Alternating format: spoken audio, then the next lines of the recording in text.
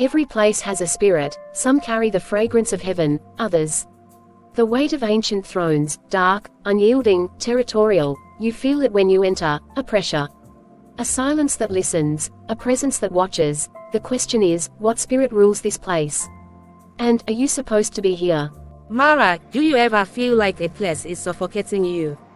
Not the people, not the work, the place itself. Yes, it's not paranoia, it's perception. You're feeling the ruling spirit of the region. Some spirits hover, others occupy, and some take root. But I prayed, I fasted. Why hasn't it lifted? Because it's not just about you. It's about what was planted here long before you arrived. Covenants, bloodshed, agreements in the spirit realm. You've entered a territory marked by something ancient. Watch the land. It speaks. Does it grow fruit, or devour it? Are prayers answered quickly, or delayed and choked? Do people thrive, or survive? These are not coincidences. They're indicators. Markers, clues that tell you what spirit reigns where you stand. Father, I declare this house belongs to you. Every power not of you, I command it to live in Jesus' name. Why does it feel like the more I press in, the more something presses back?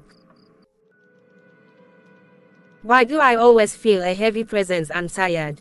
I don't have any motivation. Because some spirits don't mind you living in their space, as long as you stay silent. But the moment you start to take authority, the moment you disturb their claim, they respond. But I wasn't trying to start anything. I just wanted peace. Peace doesn't come without warfare in occupied territory. You didn't just pray, Lyra, you declared. You disrupted. And now, the nest is stirring. The nest? Some strongholds lie dormant, until they're provoked. And what you're feeling now, is not just oppression, it's recognition. The spirit over that house, that street, that land, it knows you see it now. It's no longer hidden. So what do I do? Keep pressing, or stop? If God has called you to that place, He will arm you to confront. But understand, this is no longer about comfort. It's about territory, and territory must be taken, not inherited. I've felt fear before, but this feels ancient. Cold, like something watching from the walls. That's not imagination, that's discernment. And now that your spirit is awake to it, you can't go back to sleep. You have two options: engage with divine strategy or exit with divine release. And if I choose wrong? Then you'll either fight a battle you weren't graced for, or stay in a place that will slowly bury your flame. That's why you must seek the voice, not just the victory.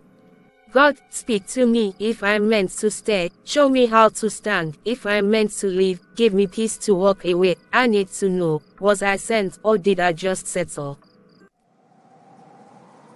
This gate has not been opened in generations. It is sealed with fear, control, and silence. Who are you? I am not who matters. The question is, who are you in this land?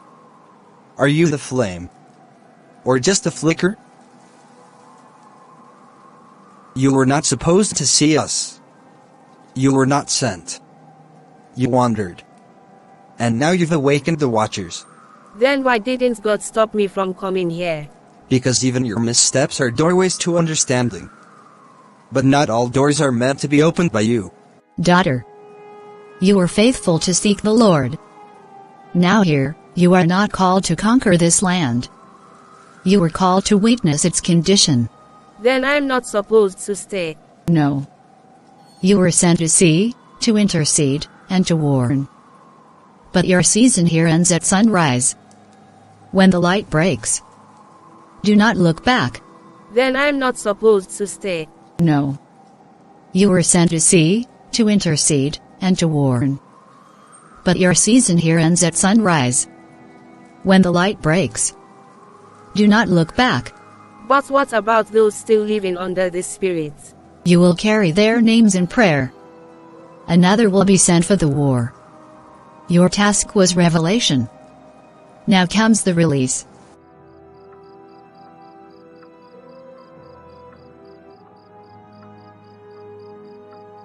Not every storm means you're called to stand in the rain. Some battles look like they need your sword, but really, they require your discernment. You were never called to fight every war. only the ones marked by your assignment. You see, some territories are governed by ancient pacts, gates sealed by generations of silence, pain, and spiritual compromise. When you enter them, unaware, you don't just walk into a new location, you walk into a story that was written long before your arrival, and unless heaven wrote your name in the script, you might be acting in a war you were never equipped to win.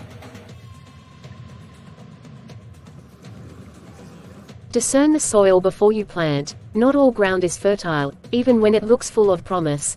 Some lands are cursed to devour what is planted. Some homes carry shadows behind smiling curtains. Some cities have gates no man has dared to open for generations. So when your spirit starts to feel pressed, choked, and silenced, when peace feels like it walked out the door without notice, don't just fight harder. Ask heaven, was I sent, or did I just settle? And when God answers, obey quickly, because peace isn't always in the staying, sometimes, peace is in the leaving. Such a fresh breath of air.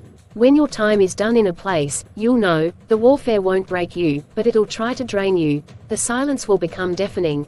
And then suddenly, you'll feel the cloud lift, the grace will shift, and peace will rise like the dawn. That's when you go, not in fear, but in obedience. Because obedience is your covering. If this message stirred something in your spirit, if you've felt the weight of an unseen war where you live, work, or worship, then this space is for you. Here, we talk about the unseen. We bring light to spiritual patterns, dreams, warfare, and discernment. We expose the whispers that silence destinies, and awaken the authority you've always carried. Don't walk this journey alone. Subscribe, stay connected, and grow with a community that sees beyond the veil. Because your spirit recognizes truth, and here, truth speaks. Subscribe for more spiritual insight, stories, and prophetic revelation.